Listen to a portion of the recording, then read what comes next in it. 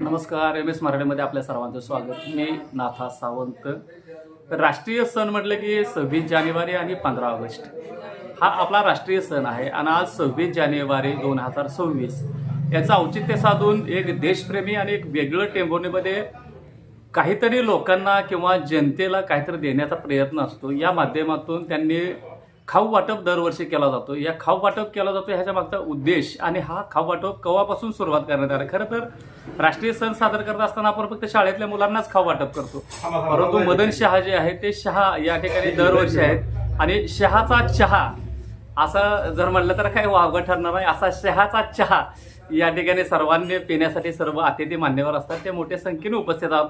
आपल्यासोबत अभयजी देशपांडे आहे, ते खास पुण्याहून आपल्यासाठी आलेले आहेत. अभयजी, आपलं सर्वात प्रथम स्वागत आहे. काय सांगाल, हा पायंडा केव्हापासून पडला आणि याला किती वर्ष झाली? टेंभुर्णीतील आम्ही काही युवक देशप्रेमाने आणि सामाजिक कार्याने भारवलेले एकत्र आलो आणि त्यातून आदर्श एकात्मता संघटनेची स्थापना झाली. आमचे मित्र एक उत्कृष्ट पत्रकार, RSSचे जुने कार्यकर्ते आणि आम्ही 1995 साली जे आदर्श एकात्मता नावाची जी संघटना काढली, त्या संघटनेच्या माध्यमातून आम्ही टेंभुर्णी शहरात टेंभुर्णी भूषण हे पुरस्कार देत होतो. उत्कृष्ट गायन, उत्कृष्ट निवेदक, आणखी उत्कृष्ट वक्तृत्व स्पर्धा असे अनेक कार्यक्रम घेतलेले आहेत. त्या कार्यक्रमाचे सर्व सूत्रसंचालन आमचे मित्र अभय देशपांडे हे करत होते. आज बऱ्याच दिवसातून ते टेंभुर्णीत आलेले आहेत. नमस्कार. प्रथमतः सर्वांना प्रजासत्ताक दिनाच्या खूप खूप शुभेच्छा. आम्ही काही टेंभुर्णीतले तरुण मित्र राष्ट्रप्रेरणेनं भारलेले आणि सामाजिक कार्याचा वसा घेतलेले, सामाजिक कार्याची तळमळ असल्याने एकत्र आलो आणि त्यातून आदर्श एकात्मता संघटनेची स्थापना झाली. आम्ही इथं उपस्थित असले याच्याबरोबरच पिंटू यादव, सोपान ढगे हेही सगळे त्याच्यामध्ये कार्यरत होते.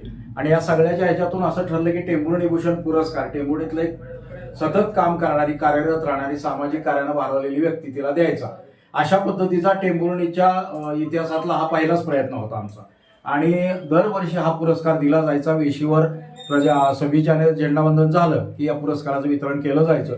अतिशय उत्तम असे आम्ही पुरस्कारार्थी निवडले आणि निवडलेल्या पुरस्कारार्थींबाबत कुठेही काही मतभेद दिसून आले नाहीत. गावच्या सगळ्यांना ते नाव मान्य पडलं आणि अशा तऱ्हेने ह्या पुरस्काराची परंपरा पुढे सुरू राहिली.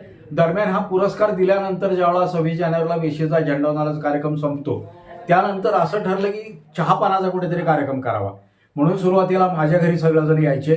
तिथं चहापान, अल्पहार व्हायचा. त्यानंतर मी काही व्यवसायासाठी पुण्यामध्ये म्हणजे जावं लागलं मला.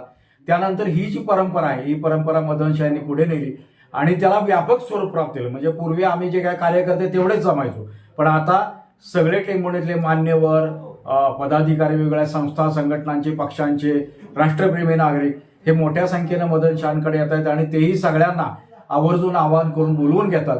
आणि या सगळ्यांचं एकत्रीकरण चहा, अल्पोपहार या माध्यमातून इथं केलं जातं मदनशाकडनं. खऱ्या अर्थानं सामाजिक सलोखा कशाला म्हणायचं, ही जे आहे हे आदर्श उदाहरण मला वाटतं या निमित्तानं होते. इथं वेगवेगळ्या सगळ्या विचारसरणीचे, वेगवेगळ्या पक्षाचे, संघटनांचे कार्यकर्ते तितक्याच हास्यविनोदात रमून एकत्रितपणे चहा आणि नाश्त्याचा आस्वाद घेत राहतात. मला वाटतं टेंभुर्णीची ही पहिल्यापासून परंपरा आहे. राजकीय मतभेद असतील, वैचारिक मतभेद असतील, पण तरी हे एक सामाजिक बांधिलकी म्हणून टेंभुर्णीचा प्रत्येक नागरिक हा कायमस्वरूपी एकत्र असतो. त्याचं मूर्तिमंत उदाहरण याच्या चहापानाच्या निमित्तानं आपल्याला बघायला मिळतं. हे जे स्वातंत्र्याची कल्पना किंवा हा खाऊ वाटपाची कल्पना कधीची आहे आणि असं का आपल्याला करू वाटलं की सर्व एकत्र यावा, तर उद्देश होताच आणि कुठेतरी तोंड गोड व्हावा आणि राष्ट्रीय सण संपन्न व्हावा. पण याची संकल्पना आणि कधी हे सुरू केलं? हे आम्ही हे आदर्श एकात्मता संघटनेचे फाउंडेशन मेंबर आहे. आम्ही पहिले एका ठिकाणी जमायचो सगळे. हे आता हे प्रास्ताविक सगळं अभयनी सगळं सांगितलं बाबा कसं होतं, काय होतं. ह्यामध्ये परमेश्वर खरात, पपेश पाटील, मी स्वतः, मदन शहा, अभय देशपांडे, पिंटू यादव, सोपान ढगे, मनीश्वरा हे सगळे फाउंडेशन मेंबर. हे आम्ही एकत्र आल्यानंतर, झेंडावंदन झाल्यानंतर बाबा एका ठिकाणी पहिल्यांदा व्हायचे आम्ही चहा पाण्याला जमायचो. असं करत विचार केला की हा राष्ट्रीय सण आहे, हा सण मोठा सण आहे. आपण तर दसरा, दिवाळी हे ते कुठेही जातो, फराळ करतो. हा राष्ट्र सण आपण चालू केला पाहिजे आणि राष्ट्र सण करणं गरजेचं आहे. ह्या हिशोबाने आम्ही सगळ्यांनी ग्रुप एकत्र करून हा सण साजरा करायला सुरुवात केली. आता जवळजवळ 32 वर्ष झालं हा कार्यक्रम मी इथं साजरा करतोय. 32 वर्षाची परंपरा आपण जपलेली आहे आणि सगळ्यांना सांगितलेलं आहे जोपर्यंत मी आहे तोपर्यंत हा अखंड हा कार्यक्रम चालू राहणार आहे. आता असं एक म्हण प्रचलित झालंय, शहाचा चहा. हा. शहाचा चहा प्यायल्याशिवाय कुठेही प्रजासत्ताक दिन झालं की पुढे जाऊ शकत नाही. याबद्दल आपले काय मत असेल?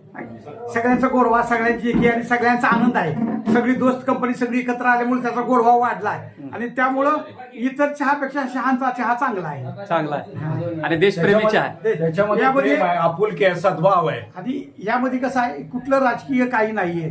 सगळे राजकीय सगळे एका ठिकाणी येते, त्यामुळं कुठल्याही प्रकारचं मतभेद नसतंय. सामाजिक बांधिलकीचा संदेश हा. आजच्या या वाल्पोपाराच्या निमित्ताने दिला जातो.